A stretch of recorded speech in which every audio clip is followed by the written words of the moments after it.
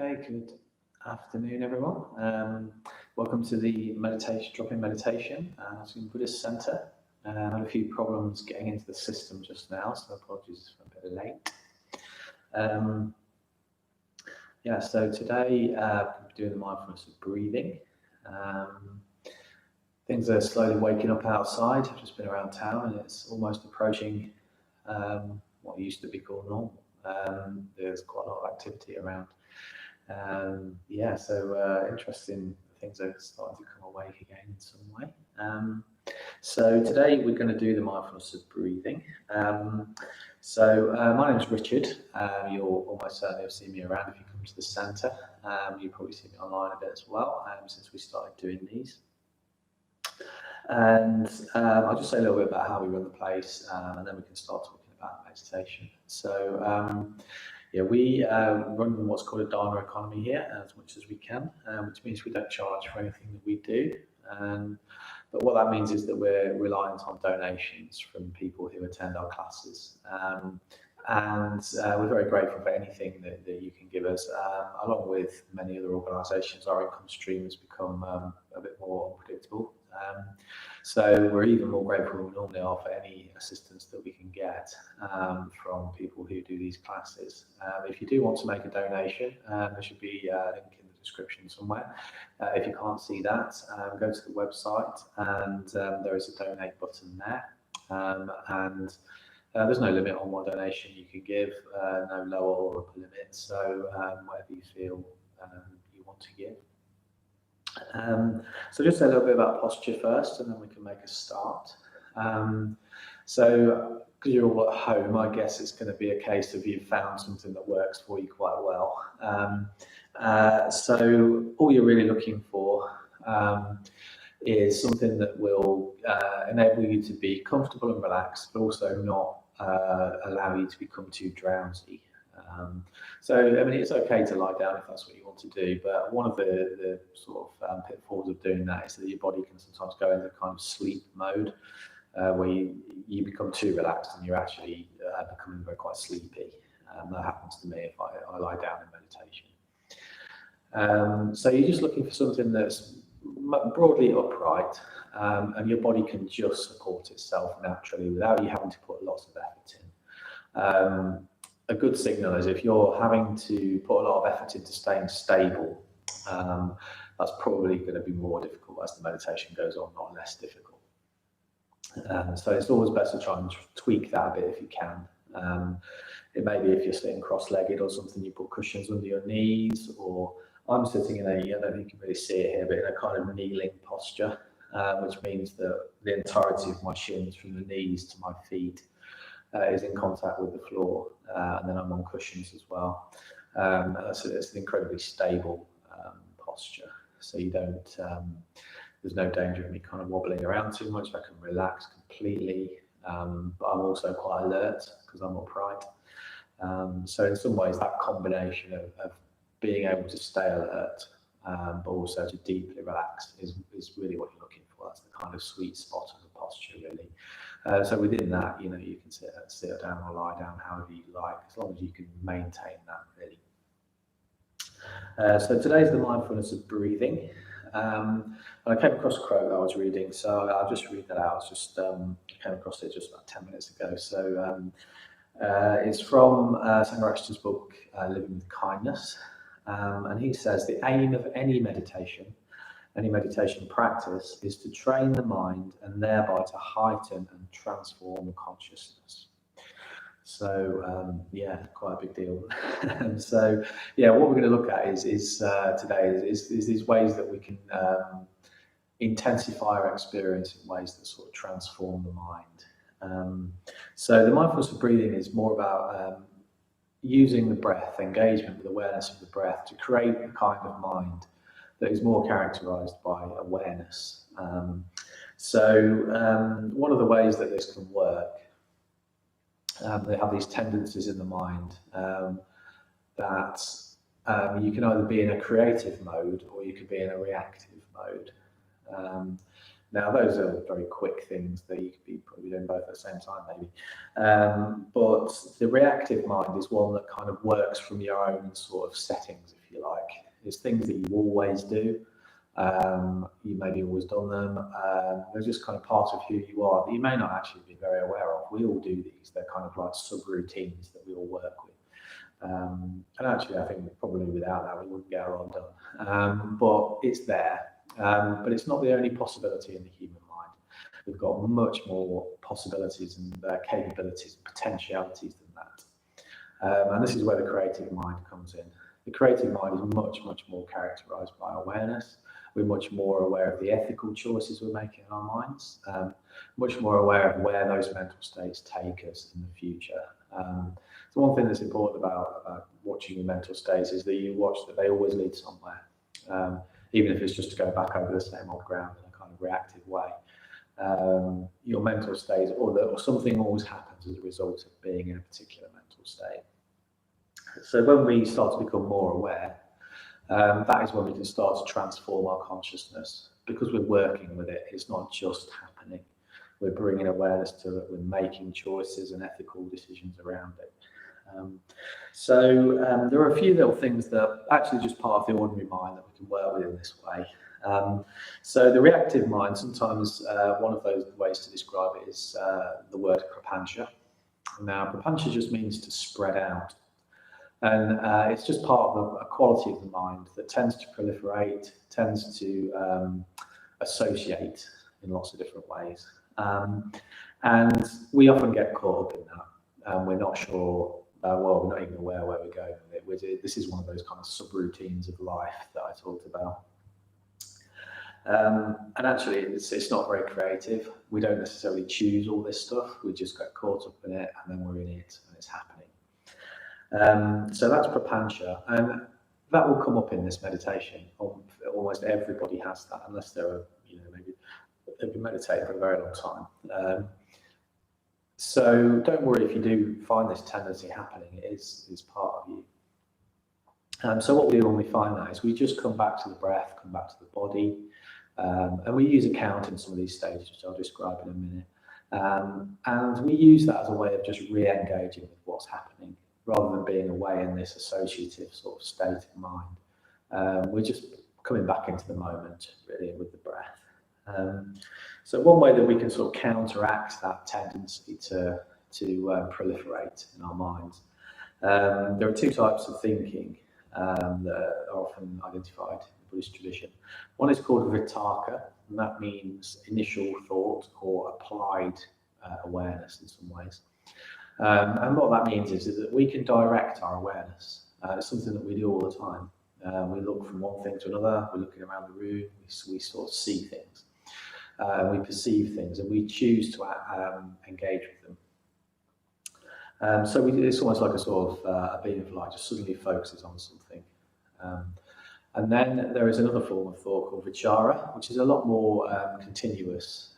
It's where these moments join up into some sort of continuous kind of narrative, if you like. So they work in kind of opposition to prapancha, because they're much more characterized by awareness. We choose to focus on something, in this case the breath, and then we choose to stay with it and intensify our experience of that. So we're using this vitarka and vichara, and these are just actually mundane parts of human mind. All we're doing is we're recruiting them to a much higher purpose than they're normally recruited towards, which is the transformation and heightening of our consciousness. So we do this meditation in 4 stages, and the first 2 stages have a count. Now the count is quite useful, especially if you're in a quite you've been doing a lot of thinking lately or something like that. Your mind quite active. It helps you to get your sort of conceptual mind just on board, if you like. So in the first stage, we breathe in, we breathe out, we count 1, breathe in, breathe out, count 2, and then we continue until 10. And then if we lose the count, or we just get caught up in this prapancha, we just suddenly become aware of that. We come back to the breath, come back to the count, and then we start again. So just don't worry too much if that's a constant process, because that's actually the practice. We are becoming more aware of our mental state. So every time you do that, it's quite a good moment of awareness. So in the second stage, we change the emphasis of the counting slightly. and we count 1, then we breathe in, breathe out. We count 2, breathe in, breathe out. And what that's doing is we're just subtly changing the awareness there by preparing awareness for the breath to appear. So we count 1, and then we think, right, okay, I'm now ready to have this experience of breathing. And in that stage, it's just a way of intensifying our experience a bit more, intensifying this awareness. So in the third stage, we drop the counting, and we just focus on the entirety of the breath. A good way of engaging with that really is to just look at all the small micro changes that happen in the body when we breathe. It's quite a large event within the body, actually, this expansion and contraction of the lungs. There's not that many parts of the body that are moving that regularly and that much. It's quite, you can feel your body moving around quite a lot. If you took a really large breath now, you would feel the adjustments. And then when you relax that breath, you would feel even more adjustment. So just tune into that sensation of the way the body manifests, the way the breath manifests in the body. That's a very important way of looking at it. And then in the fourth stage, we just focus on where the breath appears in the first appears in the body. So it could be around the nostrils or the top lip. It could be around the chest or diaphragm, wherever you first feel it. Now in this stage, sometimes, and I'll talk about this during the stage, so don't worry about it. It's quite easy to make a bit too much effort. We think, okay, we're focusing here, and we get a bit zeroed in on it. So in that stage, it's quite useful to actually just drop any sense of even making an effort. You're just allowing awareness to exist without really getting in the way in some way. So I'll mention that during the stage, though, just so you're okay with it. I'll probably use a little schema as well, just to sort of help us engage with whatever's dominant with us, really. So there are traditionally 4 foundations of mindfulness: the body, feelings, thoughts, and then phenomena of the mind, more generally. So I'll just guide through that a little bit, because mostly what you'll find is that you have a particular type of experience that is more dominant. Some people are extremely sort of conceptual, a lot of mental content, a lot of cognition, that sort of thing. Some people are much more aware of their bodies and their feelings. I'm one of those. I'm much more in tune with how I'm feeling and what my body is doing than I am with my mind. So all of those foundations really are just ways of engaging our experience more deeply, ways of intensifying ourselves. So yeah, we're just going to try and get more absorbed in our experience, basically. So that is the practice. So I don't think I'm going to say too much more about that, really. We'll do a body scan just for a few minutes. And that's just a good exercise as well as just kind of tuning us into more refined and subtle sort of awareness than we might be used to normally. It helps us to engage with these parts of the mind, this Vitakka and Vichara. Vitakka, we're just directing awareness around the body. And that's because that's just what we can do. We can do that with our minds. We can focus on things. And then by the time we finish that, we may notice that those moments have joined up a little bit more. So if you are ready, and we'll get started. So just gently close your eyes.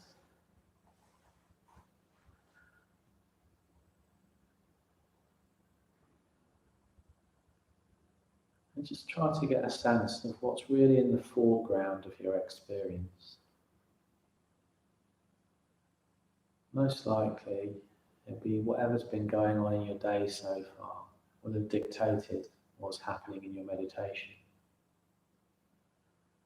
You may feel that your bodily sensations are very much in the foreground. Something may have happened that stirred you up emotionally in some way. And it may be that your feelings and emotions are a bit more in the foreground. If you've been working quite hard on something, maybe your cognition, your mental content is very prevalent. Maybe quite a lot of mental processing happening. So just notice what's happening, where you're starting from.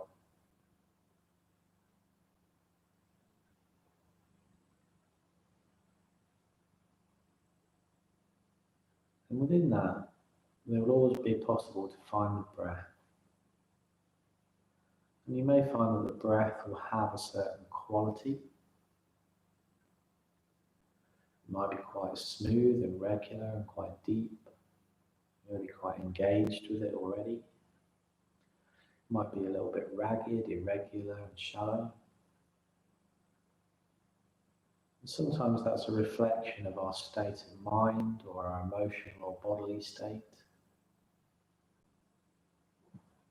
So again, it's good to notice where you're starting from with the breath itself, because this experience will most likely change during the meditation.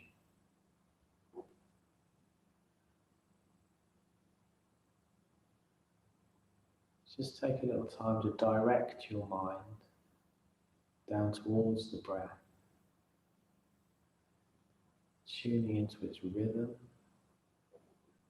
tuning into its quality.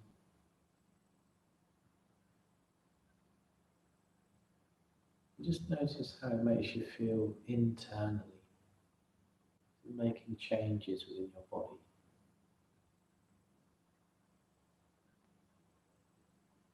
Is there any pleasurable sensation associated with the breath? If there is, just explore that. Use it as a way to engage with your breathing.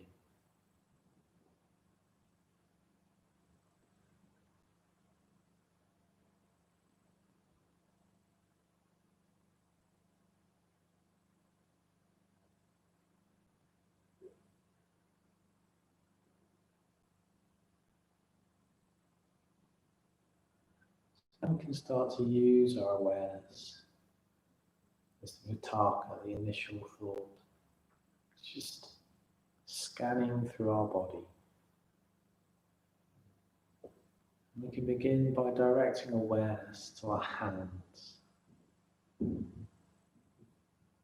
Very sensitive part of the body.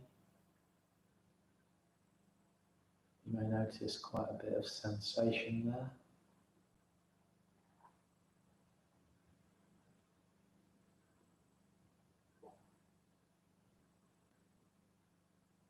You may feel the faint trace of a pulse.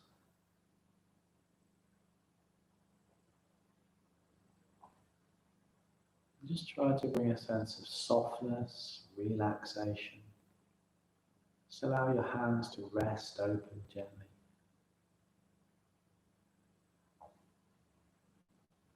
And just engage with that sensation, your experience of the body.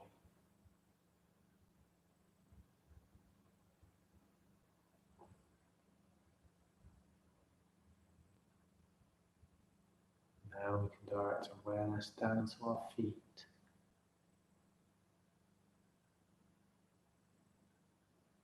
Another very sensitive part of the body where again you may notice quite a lot of sensation.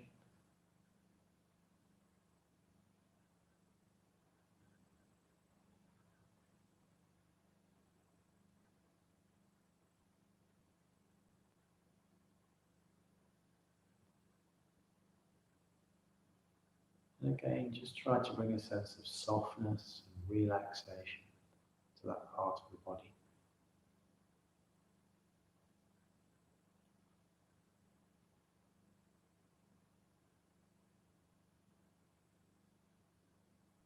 And now we can bring awareness to where we're in contact with whatever it is that we're sitting on. Just notice that sensation of being in contact with something.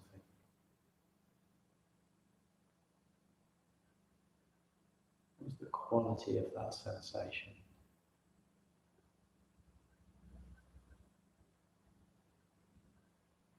And just feel how that furniture or cushion or whatever it is supporting your body.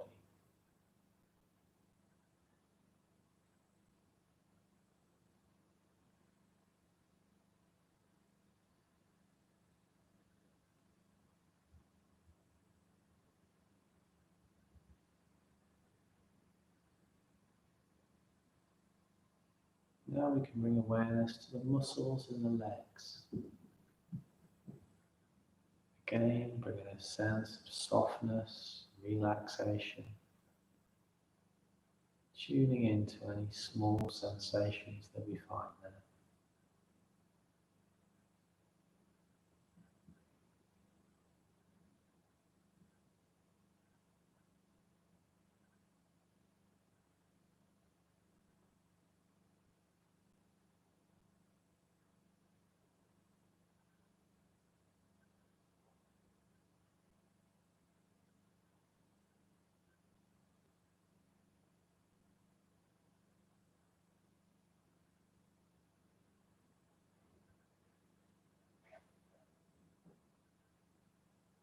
Now we can trace awareness up our spine,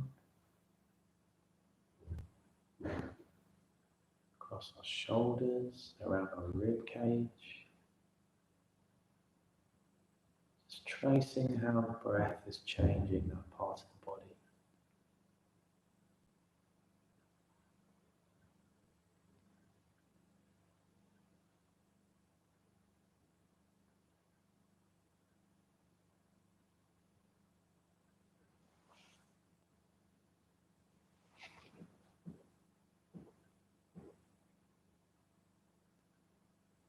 Bringing awareness up into our head. It's very easy to store tension in our face, around our neck. Just try to generally bring a sense of softness to the whole of your head,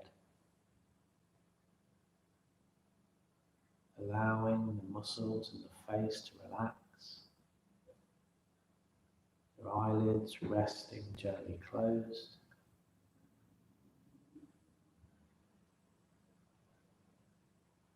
Just allowing the lips to just touch without pressing together too much. Allowing tension to just radiate away from the body, replaced by a sense of softness and relaxation.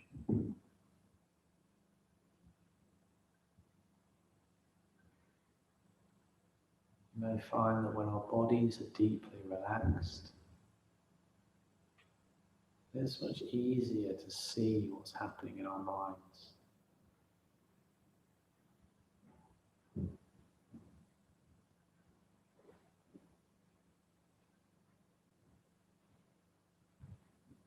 So, engaging with the breath, we enter the first stage of the mindfulness of breathing.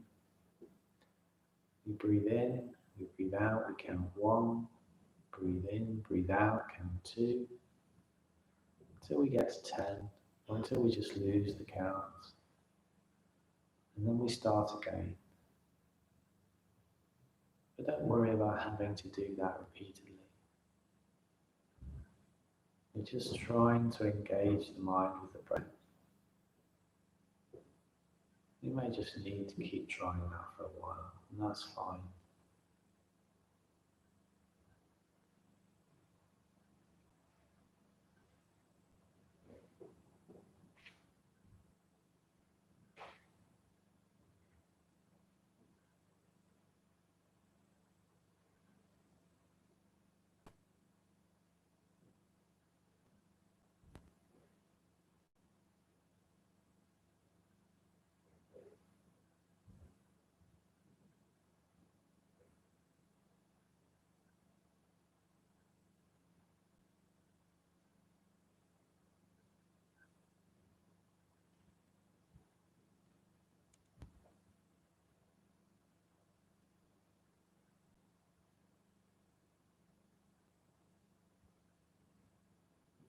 And at this stage, we'll stay with our bodily sensations. Using these sensations, our awareness of the body, as a way of intensifying the practice. Exploring sensation as we find it. Having an attitude of curiosity towards our experience.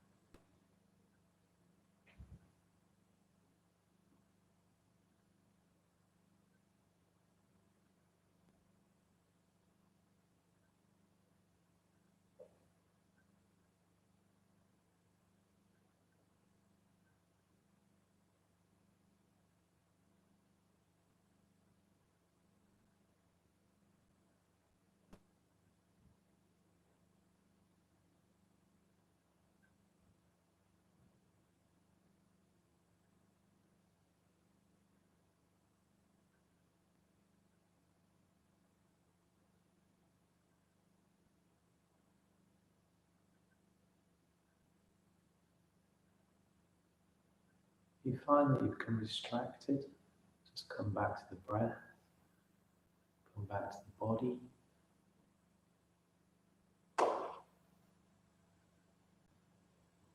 Every time you do this is a precious moment of awareness, training the mind to engage with the object, engage with the breath.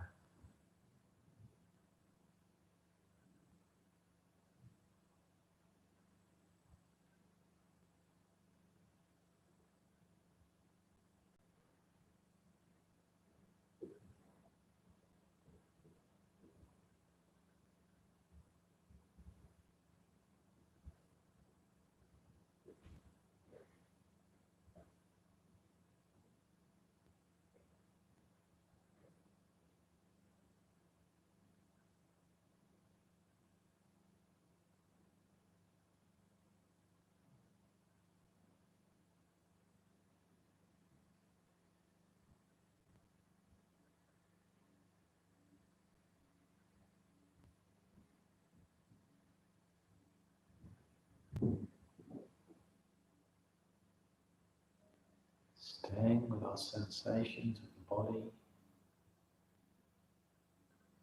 just noticing how sensation emerges, persists for a while, and then disappears, always becoming, always disappearing.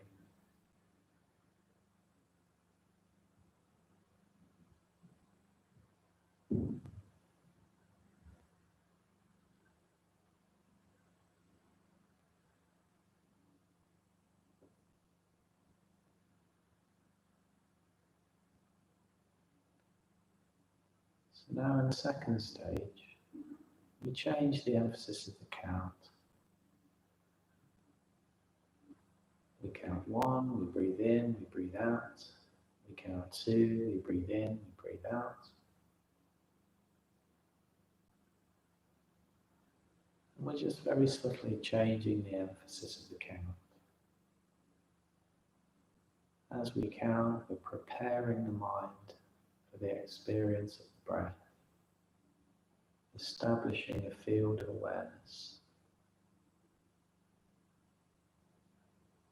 In this way, we're intensifying the practice in a very subtle way.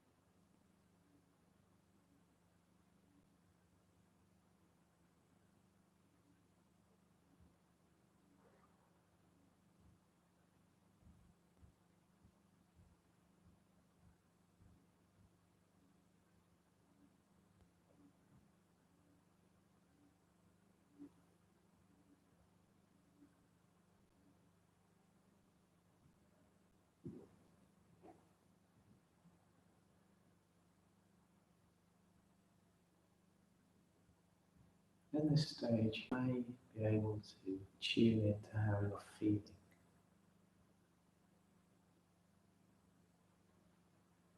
Is your experience pleasurable, unpleasurable? Is it neutral?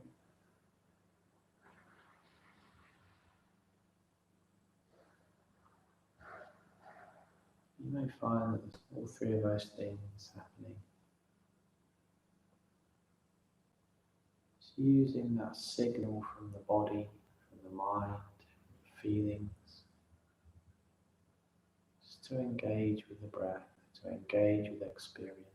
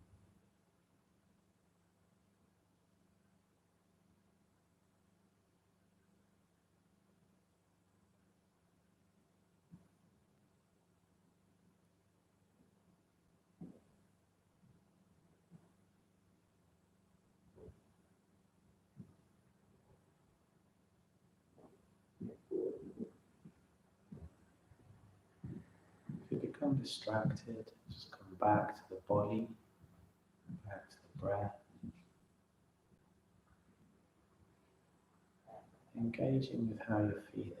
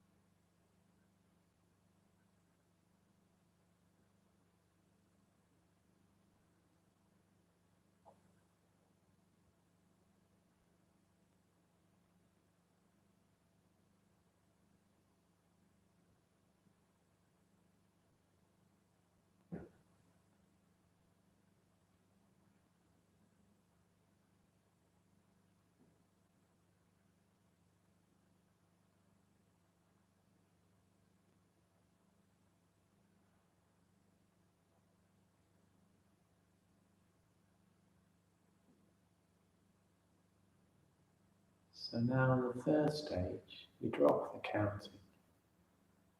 We focus on the entire experience of the breath.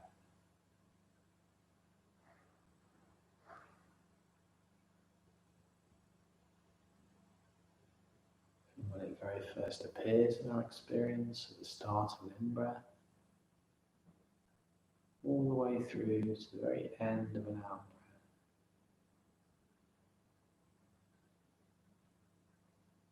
Just exploring the entirety of the experience of breathing. How it makes us feel, how it manifests in the body.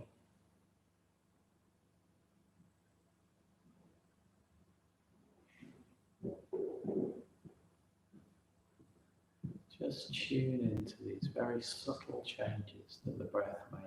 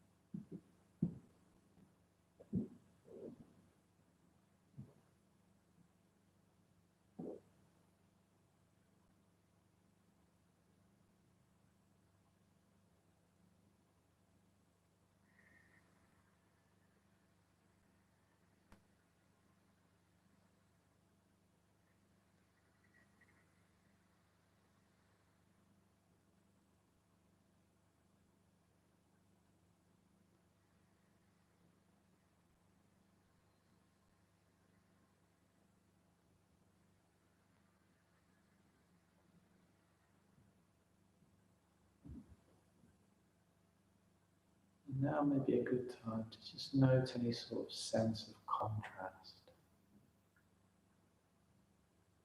When we first started to meditate, has anything changed? The quality of your breathing changed? Maybe the focus of your awareness has changed. Whatever was in the foreground before, maybe it's been replaced by something else. What is the effect of doing this practice?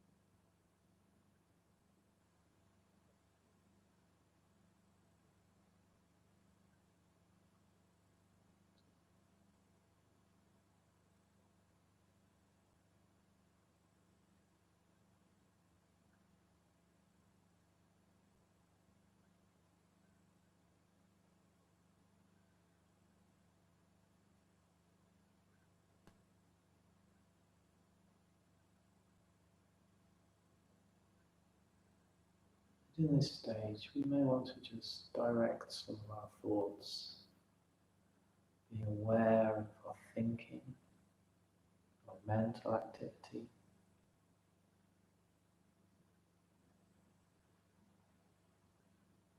You may notice that just as there's a flow of experience within the body and within our feeling, also this exists with our thoughts. Thoughts appear and persist, and disappear, great regularity, always happening, always coming into being, always passing out of being. Just tuning into this flow of experience.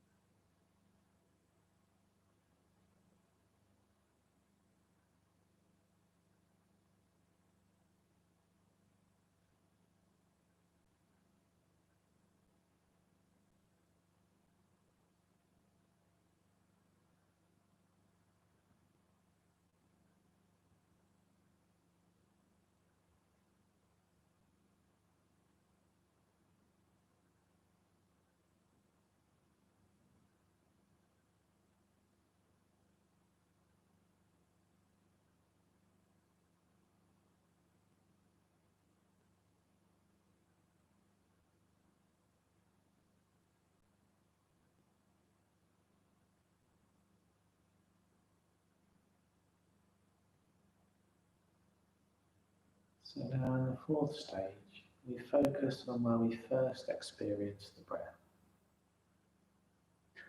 It could be around the nostrils or the top lip, it could be around the chest or the diaphragm. Wherever that is for you, just focus on that simple experience. Chances are we have a very subtle experience. In this stage, you can sometimes make a little bit too much effort, feeling that we really need to focus. But instead, we can just relax any sense of making an effort here. In the previous stages, we've built up some awareness, some momentum, establishing an engagement with the breath as an object of meditation. And now we can just allow that object to exist.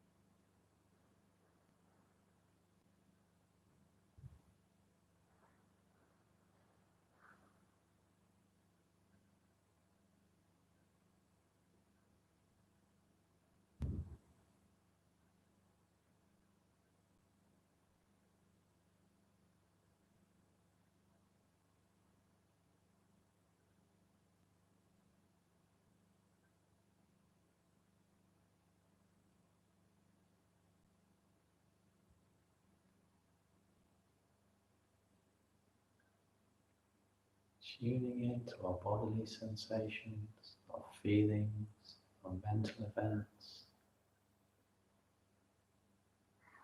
all characterized by their impermanence, all characterized by a flow of experience.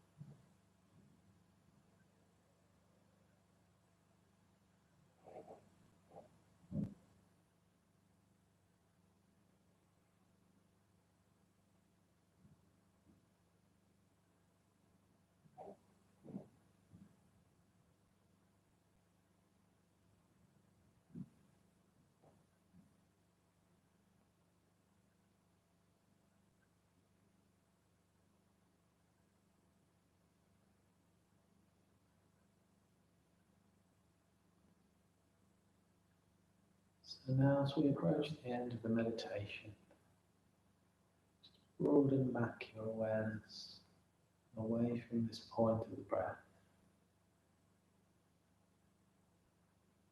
to include the whole of your body, to include your feelings, mental activity.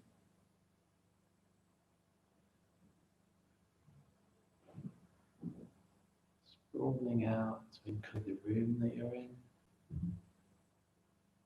any of the sensations that are around, sounds, temperature.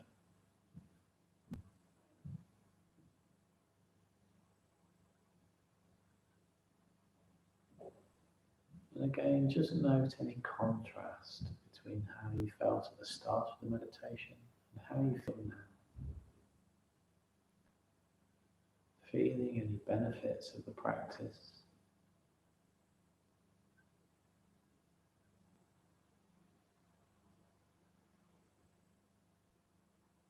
Just tuning into the fruits of meditation.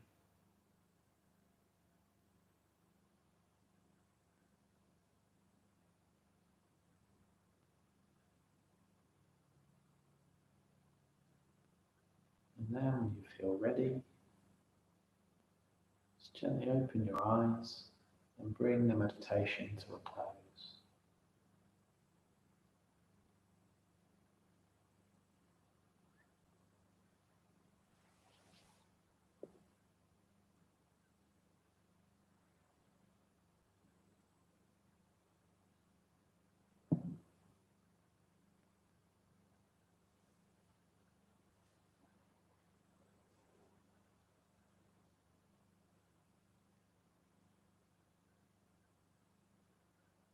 Okay, so thank you very much for joining us today, and we shall be back on next Tuesday, lunchtime, and Tuesday evening again, lunchtime at 1, and the evening 7:30, and the following Friday at 1 again.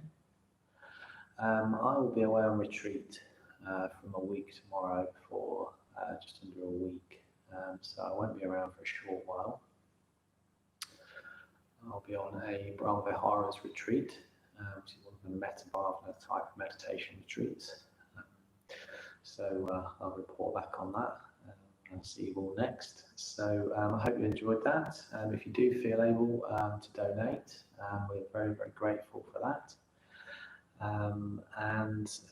Please do continue to meditate every day if you can. And I'll see you next week. Have a good weekend. Goodbye.